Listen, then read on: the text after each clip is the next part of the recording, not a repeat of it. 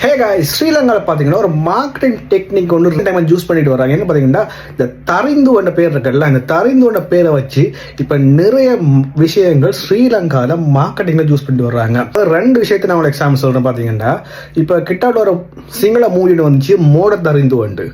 இன்னொரு marketing video ஒன்று பார்த்து அது ரெஸ்டாரண்ட் வீடியோ உண்டு. அதாவது ரெஸ்டாரண்ட்ஸில் ஃபுட் ரெடி பண்ண பிறகு பேரை சொல்லுங்க, ஃபுட் ரெடி ஆயிட்டுன்னு சொல்லி கூப்பிடுவாங்கல்ல.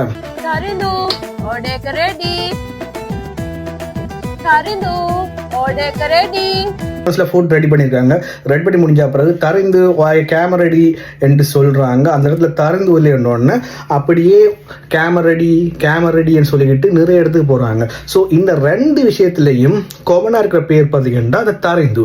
என்ன காரணம் பார்த்தீங்கன்னா, இந்த தரிந்து என்ற பேர் இருக்குல்ல, இது சிங்கள பேர்களில் கிட்டத்தட்ட 10 பேர் இருக்காங்கண்டா அந்த 10 பேர்ல ஒரு ஆளுக்காச்சும் கண்டிப்பா தரிந்து கொண்ட பேர் இருக்கும். ஸோ இந்த தரிந்து கொண்ட பேரை வச்சு நிறைய மார்க்கெட்டிங் பண்ணிக்கிட்டு இருக்காங்க. இப்ப நிறைய பேர் தரிந்துவை டேக் பண்ணுவாங்க.